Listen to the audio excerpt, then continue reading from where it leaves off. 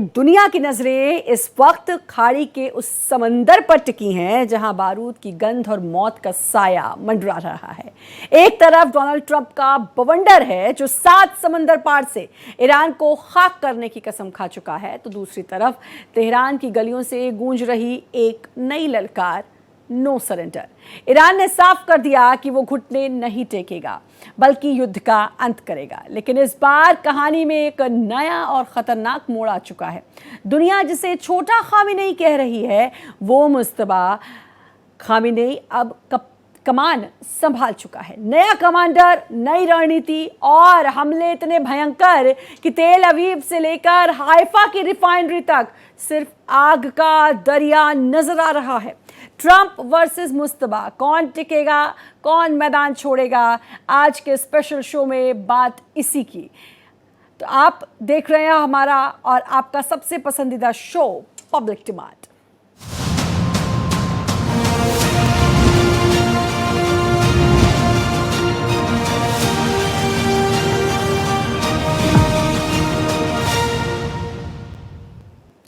इतिहास गवाह है, जब जब जिद और बारूद का टकराव हुआ है तब तब दुनिया ने सिर्फ तबाही की इबारत पढ़ी है।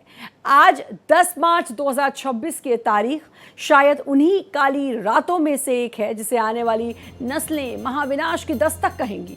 एक तरफ समंदर की लहरों पर सवार डोनाल्ड ट्रंप का वो बवंडर है जो खाड़ी को राख में बदलने की हुंकार भर रहा है, तो वहीं दूसरी तरफ तेहरान के पुराने गलियारों से एक नई और बेहद सख्त आवाज उभरी है।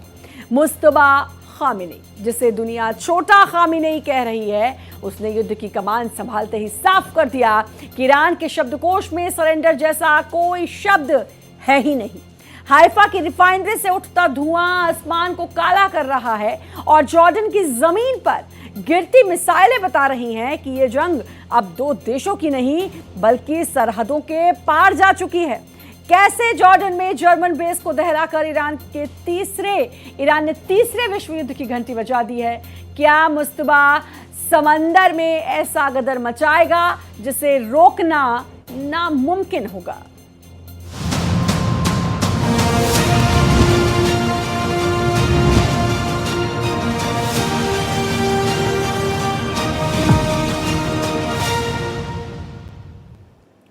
और वहीं इस सब के बीच एक बड़ी खबर भी है। क्या है बड़ी खबर? अमेरिका के रक्षा मंत्री का कि ईरान को धमकी, स्ट्रेट ऑफ होर्मुज से तेल रोका तो बड़े हमले होंगे, तेल की सप्लाई रोकी तो हमले और तेज होंगे। ईरान ने बड़ी गलती की है, रक्षा मंत्री हैक्सेट ने कहा।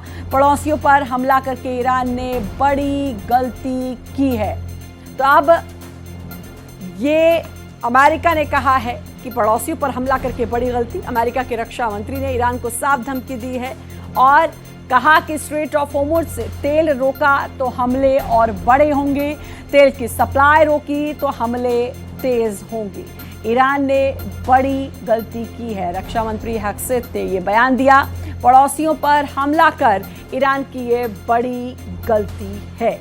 अब जो ये युद्ध है, क्योंकि लगातार 28 तारीख से युद्ध जारी है, आज 11वां दिन होगा इस युद्ध का, लेकिन ये जो युद्ध है हर दिन के साथ एक अलग मोड़ पर जाता दिखाई दे रहा है, बढ़ता दिखाई दे रहा है। और अब तक ये लग रहा था कि ईरान जो है वो थोड़ा दबा हुआ है, लेकिन अब जब मुस्तबा खामिनेई ने कमान संभाली तो उसके पलटवार अब खतरनाक दिखाई दे रहे हैं। शरद कोहली अर्थशास्त्री हमारे साथ जुड़ चुके हैं। सर, बहुत बहुत स्वागत है आपका भारत एक्सप्रेस पर। और सवाल ये, 28 तारीख से लगातार चल रहा ये युद्ध, जिसमें 28 तारीख की देर रात खामिनेई की मौत की खबर आती है, उसके बाद लगता है कि ईरान के लिए तो बड़ा मुश्किल होता चला जा रहा है ये युद्ध। कई दिन बीत जाते हैं, अब मुस्तबा खामिनेई जो है उसने कमान संभाल ली है और उसके बाद लग रहा है कि ये छोटा खामिनेई तो बड़ा कमाल कर रहा है, ईरान के लिए पलटवार कर रहा है, जिसको देख के ऐसा लग रहा है कि अब ईरान जो है वो झुकने को तैयार नहीं। एक तो ये सवाल। दूसरा, आप अर्थशास्त्री हैं, मैं जानना चाहूंगी, जिस तरीके से गैस का संकट, एलपीजी गैस का संकट हो रहा है, खुद पीएम ने कह दिया है कि मिलकर सभी मंत्री काम करें और किसी को परेशानी ना हो, भारत पर संकट का कम से कम असर हो। किस दिशा में जाएगा ये युद्ध? नमस्कार श्रद्धा, आपको और भारत एक्सप्रेस के सभी व्यूअर्स को मेरा अभिनंदन। देखिए, जहां तक ईरान की बात है तो खमीनाई साहब के पुत्र अब गद्दी संभाल ली है उन्होंने, और ऐसा कहा जा रहा है कि ये उनसे भी ज्यादा रेडिकल हैं, यानी कि उन्हें कुछ टाइम चाहिए अपने कंसोलिडेट होने के लिए, और उससे भी ज्यादा रेडिकल हैं। अभी हम ये नहीं पता लगा पा रहे हैं कि ईरान के पास कितना अभी मिसाइल जी जी कॉटेज इंडस्ट्री है, और वो बहुत सस्ते ड्रोन बनाते हैं, और कुछ ड्रोन तो उनके चंद लाख रुपए के होते हैं, जिसके पीछे अमेरिका अपना 9 करोड़ रुपए की पेट्रियट मिसाइल उसको लग जाती है उसको डिस्ट्रॉय करने के लिए। तो यहाँ पर हमें ये नहीं पता उसके पास हाइपरसोनिक कितने बाकी हैं। हमें ये भी नहीं पता श्रद्धा अभी कि क्या उसके पास कोई न्यूक्लियर वेपन है जो उसने छुपा के रखा है, जिसका प्रयोग वो समय आने पर कर सकता है। और मुझे लगता है कि इसके देखिए युद्ध के दो पहलू हैं। एक पहलू तो मिलिट्री है, जिसमें जान माल की नुकसान हो रही है, बमबारी चल रही है, मिसाइल्स गिर रहे हैं, ड्रोन्स गिर रहे हैं, हवाई जहाज से बम गिराए जा रहे हैं। एक तो इसका ये पहलू, दूसरा इसका आर्थिक पहलू है। हो सकता है कि अमेरिका और इजराइल ने मिलकर जी सर, मैं आपका फिर उनका जी जी जी ऐसा उनका क्लेम है कि हमने कुछ हद तक उनको घुटने पर ला दिया है, उनके हमले जो है कम हो गए, उनकी हमने अस्पताल तोड़ दिए, स्कूल तोड़ दिए, उनकी सरकारी इमारतें तोड़ दी, उनकी बहुत रिफाइनरीज पे हमला किया है, बहुत जगह हमला किया है। ये सच है, पर ये मानना पड़ेगा कि आर्थिक तौर पर जितना नुकसान ईरान ने बल्कि दुनिया भर का पहुंचाया है, उसका खामियाजा आज सारे विश्व को भुगतना पड़ रहा है। क्रूड ऑयल की प्राइस जो कि युद्ध शुरू होने से पहले 65 थी, फिर 70 हुई जब युद्ध के बादल मंडरा रहे थे, और वो कल वो प्राइस 120 चली गई। जो तो ट्रंप साहब ने रात को बयान दिया कि जो है युद्ध जल्दी समाप्त होने को है, हम जल्दी समाप्त कर लेंगे वगैरह वगैरह, उससे कुछ हद तक क्रूड की प्राइस $90 के आसपास आ गई है। और ये देखने वाली बात है कि भारत जैसे देश पर श्रद्धा, जहां पर 87% हम एनर्जी एनर्जी की जरूरतों के लिए आयात पर निर्भर हैं, बिल्कुल, तो लाजमी बात है जब यहाँ पर चाहे पेट्रोल डीजल हो, चाहे कुकिंग गैस हो, चाहे कमर्शियल गैस हो, चाहे वो पाइप नेचुरल गैस हो, चाहे वो गैस हो जो इस्तेमाल की जाती है किसी भी जाती है, तो मुझे लग रहा है जब ऐसी गैस का सवाल होता है तो भारत के लिए समस्या आगे दिखाई देती है। अब आज जो परिस्थिति ये है कि जो गैस के दाम है, मुझे लग रहा है मेरा फ्रेम फ्रेज हो रहा है, मुझे आप दे, मैं नेटवर्क स्विच करके देखता हूं। तब तक ठीक हो, चीजें ठीक हो। एक दर्शक भी जुड़ चुके हैं शिवपुर से हमारे साथ, लोकेश जी, स्वागत है आपका। पब्लिक डिमांड आप लोगों के लिए ही है। मैं पूछना चाहूंगी कि जिस तरीके से ये पूरा युद्ध चल रहा है ईरान इजराइल का, गैस का संकट जो है वो भारत पर भी पड़ता दिखाई दे रहा है, क्या कहना चाहेंगे? इसको कंट्रोल कैसे किया जाएगा भारत सरकार के द्वारा, आपसे ये पूछना है मेरा।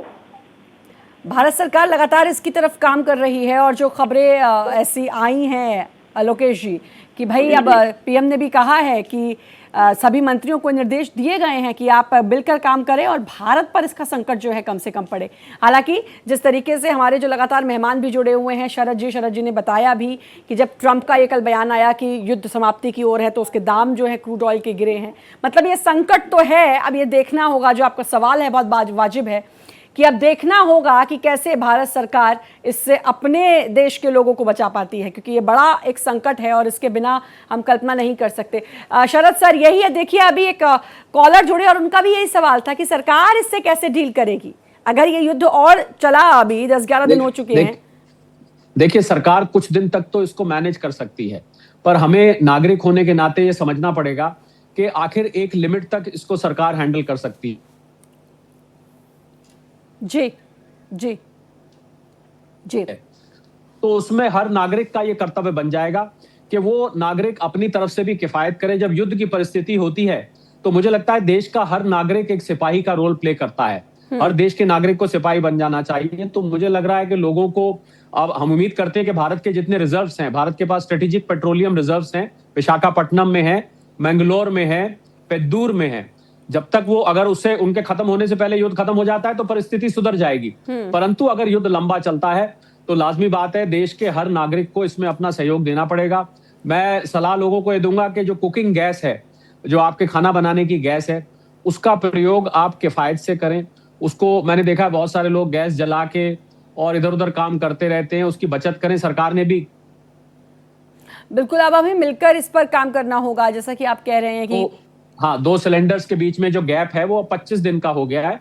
तो लोगों को ध्यान रखना पड़ेगा। जो लोग गाड़ियों का इस्तेमाल करते हैं, हालांकि अभी पेट्रोल डीजल पर अभी बात नहीं आई है, क्योंकि भारत के पास 50% भारत का पेट्रोल डीजल दूसरी जगह से आता है। क्रूड ऑयल जिसकी मैं बात कर रहा हूँ, अमेरिका है, वेनेजुएला है, नाइजीरिया है, रशिया है, इन जगहों से आता है। वहां से हमें थोड़ा महंगा पड़ता है और वो रूट भी लंबा है, पर फिर भी आता रहेगा। परंतु गैस एक ऐसी चीज है जिसके बिना मुझे लग रहा है कि लोगों का खाना बनाने की प्रक्रिया रुक सकती है। तो मैं ये भी सलाह देना चाहूंगा, बड़ी अटपटी लग सकती है श्रद्धा सुनने में, कि जो लोग दिन में 3 बार खाना बनाते हैं, कृपया वो दिन में एक ही बार अपना खाना बना के रख लें, उसी को फ्रिज में रख के या गुजारा करें। अटपटी नहीं है। मैं भी, जब आपने ये बात बोली, मेरे जहन में भी यही बात चल रही थी कि कैसे जो गैस की खपत है उसको कम किया जा सकता है। यही एक तरीका है कि एक बार में आप थोड़ा ज्यादा खाना बनाएं ताकि वो चले, ज्यादा से ज्यादा चलेगा, तो फिर ये जो गैस की खपत है वो भी कम होगी। हमारे साथ एक कॉलर जुड़ चुके हैं। बहुत बहुत स्वागत है आपका। अपना नाम बताएं और क्या सवाल है बताएं। मदन मिश्र फुलपरा से। जी बताएं। सवाल है कि आप ये लड़ाई जो चल रही है सो आपदी है, एक तो आपदी है। इसमें हमें अपने घर में किस प्रकार से चले, जो सरकार की भी। मैं आपका सवाल जो है वो नहीं समझ पाई मदन जी, मुझे माफ़ करिएगा, लेकिन हाँ, आपकी बात ज़रूर समझ में आई कि जो आपसी लड़ाई चल रही है, जाहिर है उसका असर जो है, हम यही डिस्कस कर रहे हैं भारत पर। जो समझ में आया कि शरद जी वो यही कह रहे थे कि एक तरह की आपदा है, लेकिन ये अपने आप पैदा की गई आपदा है, ये हम कह सकते हैं। देखिए, किसी एक व्यक्ति की गलती का खामियाजा कई बार पूरी दुनिया को भुगतना पड़ता है। जिस प्रकार परिवार में कोई एक गलती कभी कर देता है तो पूरे परिवार को उसके लिए परेशान होना पड़ता है। इसी प्रकार अगर हम वसुधैव कुटुंबकम माने पूरा विश्व एक परिवार है, तो एक दो लोगों की हुई गलती का खामियाजा सारे विश्व को भुगतना पड़ता है। ये तो श्रद्धा में मानना पड़ेगा। मैं जो बात कह रहा था वो जरूरी है लोगों के लिए। हमने अभी एक बार खाना बनाने की बात करी, हालांकि ऐसी कोई पैनिक वाली अभी सिचुएशन नहीं आई है श्रद्धा, ये समझना होगा।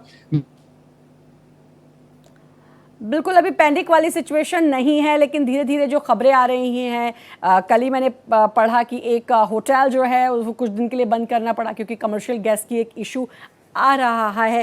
हमारे साथ एक कॉलर जुड़ चुके हैं, उनका हम रुख कर लेते हैं। आर के कालिया साहब जुड़े हैं अंबाला से। सर, क्या कहना चाहेंगे आप? नमस्कार जी। नमस्कार। देखिए, जो आपका ये सवाल है, मैं तो ये कहना चाहूँगा, वैसे तो आने वाला विषय बताएगा कि किसकी जीत होगी। और जो अमेरिका है, ये बड़ी एक वर्ल्ड पावर है। आजकल युद्ध की जो तकनीक है वो बदल चुकी है। टेक्निकली आजकल काम काफी आगे निकल चुके हैं। मेरा तो एक ही मत है और मेरा यही कहना है। चलिए, अलग अलग लोगों के सर अलग अलग सवाल हैं। कोई अमेरिका के लिए कह रहा है कि अमेरिका को ऐसा नहीं करना चाहिए, भाई दूसरे देश का मामला है, वहाँ रिजिम चेंज हो ना हो वो उनके देश का मैटर है, वो अपने आप देखें, आप क्यों उसमें टांग अड़ा रहे हैं। और अब उसका खामियाजा जो है, जो आप कह रहे थे, सबको भुगतना पड़ रहा है कहीं ना कहीं।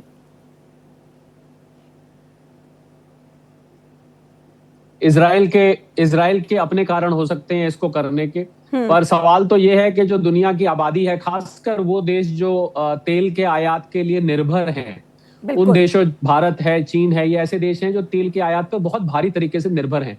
इन पर उसका सीधा असर पड़ता है। मैं जो जरूरी बात आपको बताना चाह रहा था श्रद्धा, कि लोगों को ये भी करना चाहिए कि अपने घर में एक इलेक्ट्रिक इंडक्शन आपको पता होगा आता है, वो भी एक लेके रखना चाहिए। अमूमन लोग नहीं लेके रखते हैं। मान लीजिए ये युद्ध लंबा चलता है, मान लीजिए कि संकट आता है, मान लीजिए गैस खत्म हो जाती है, अभी ऐसा कुछ नहीं है, पर अगर ऐसा होता है तो आपको एक इंडक्शन साथ में रखना चाहिए कि अगर कभी गैस की शॉर्टेज होती है तो कम से कम आपके घर के खाना बनाने की प्रक्रिया उस पर रोक ना लग जाए। क्योंकि बंबई में, जैसा आपने कहा, बहुत सारे रेस्टोरेंट्स आज बंद हो गए हैं, 20% वहां पर शॉर्टेज, और लोग होर्डिंग कर रहे हैं। मैं ये भी आपके कार्यक्रम के माध्यम से कहना चाहूंगा कि कृपया जमाखोरी मत करें, पैनिक मत मचाएं। जिसको एक एक सिलेंडर चाहिए था, बंबई में कुछ लोगों ने 20-20 सिलेंडर लेके रखे हैं।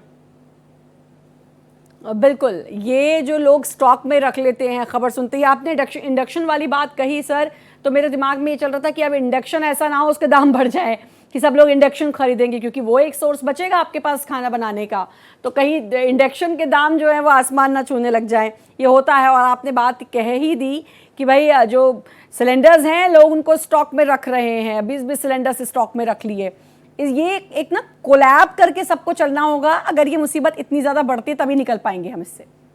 बिल्कुल, मैं ये भी कहना चाहूंगा श्रद्धा कि हमने देखा कि विपक्ष के कुछ लोग जो है वो गलत तरीके से प्रोपेगेंडा फैला रहे हैं कि सरकार कुछ कर नहीं रही है, सरकार ये नहीं कर रही। तो इसमें देखिए, जो परिस्थिति हमारे कंट्रोल से बाहर है, उस परिस्थिति के लिए सरकार को दोष देना ठीक नहीं है। मैं ये मानता हूं कि हर नागरिक, हर विपक्षी पार्टी को अपना दायित्व निभाना चाहिए। बिल्कुल, हम सबको अपनी जिम्मेदारी जो है वो निभानी चाहिए, और जब इस तरीके से हम चलेंगे, अपनी जिम्मेदारी निभाएंगे, तो इस परेशानी से भी, जो कि अभी इतनी बड़ी बनी भी नहीं है, तो उसे इतना बड़ा ना बनाएं, मिलकर चलें, जरूर इसका हल निकलेगा। ईरान ने तेल अवीव पर फिर मिसाइल दागी है। हाइफा रिफाइनरी पर ईरान का ड्रोन हमला। जॉर्डन में जर्मनी के बेस पर भी ईरान ने हमला किया है। तो ईरान ने तेल अवीव पर फिर मिसाइल दागी। हाइफा रिफाइनरी पर ईरान ने ड्रोन हमला किया है। और एक और बड़ी खबर का रुख कर लेते हैं। अभी अभी ईरान का इजराइल पर ये बड़ा हमला। हाइफा में तेल गैस रिफाइनरी पर हमला। इजराइल की फ्यूल स्टोरेज फैसिलिटी पर अटैक किया है। ईरान ने इजराइल पर कई मिसाइल दागी हैं। तो पलटवार और जोरदार पलटवार। मुस्तफा खामेनेई के चुने जाने के बाद ये जोरदार पलटवार। और एक और बड़ी खबर, स्टेला मारिस बेस पर बमबारी इजराइल ने की। हिजबुल्लाह ने कई मिसाइलें दागी हैं। और इजराइल के स्टेला मारिस बेस पर अब हिजबुल्लाह ने भी मिसाइलें दागी हैं। शरद कोहली लगातार हमारे साथ जुड़े हुए हैं, अर्थशास्त्री सर। अब ईरान जो है काफी पलटवार करता हुआ नजर आ रहा है, क्या लगता है? क्योंकि ईरान ने पहले भी कहा था घुटने नहीं टेकेंगे, और अब क्या वाकई में कोई अंतिम मोड़ देखने को मिल सकता है इस युद्ध में? आ रहा श्रद्धा, क्योंकि ट्रंप साहब और नेतन्याहू साहब, इजराइल और अमेरिका, वो जब तक पूरा खात्मा नहीं कर लेंगे वो चैन से नहीं बैठेंगे। और ईरान जिस तरीके से पलट के जवाब दे रहा है, इसकी उम्मीद ट्रंप साहब ने बिल्कुल इसकी उम्मीद, परंतु ऐसा बिल्कुल होता नहीं दिख रहा है ये। जी जी जी बिल्कुल। और युद्ध जितना लंबा चलेगा, मैं ये आपको बता दूं श्रद्धा, कि जितना ये लंबा युद्ध चलता है, ये दुनिया के लिए उतना ही घातक बनता जाएगा। बाकी दुनिया में ठीक है, मिसाइल, रॉकेट और ड्रोन तो नहीं चल रहे हैं, पर बाकी की दुनिया को इसका आर्थिक खामियाजा बहुत देर तक और बहुत दूर तक भुगतना पड़ेगा। आम आदमी तक इसका असर होगा। उन देशों पर असर होगा जो देश आयात निर्यात इस रूट से करते हैं। जाहिर है उन देशों पर असर होगा। ईरान, इजराइल में तो इसका देखने को मिल ही रहा है क्या खामियाजा हो रहा है, लेकिन बाकी देशों पर आर्थिक तौर पर बहुत गहरा असर पड़ेगा अगर ये जल्द से जल्द ये युद्ध जो है ये अंतिम दौर में नहीं पहुंचता और इसका अंत नहीं होता है। खैर, अब उसके लिए इंतजार करना होगा कब तक ऐसा होगा। हालांकि ट्रंप ने कहा है कि युद्ध समाप्त होने वाला है, इंतजार जरूर करना होगा। सर, बहुत बहुत शुक्रिया आपका भारत एक्सप्रेस के साथ जुड़ने के लिए। और इसी के साथ पब्लिक डिमांड में इतना ही। बाकी खबरों के लिए लगातार बने रहिए भारत एक्सप्रेस के साथ।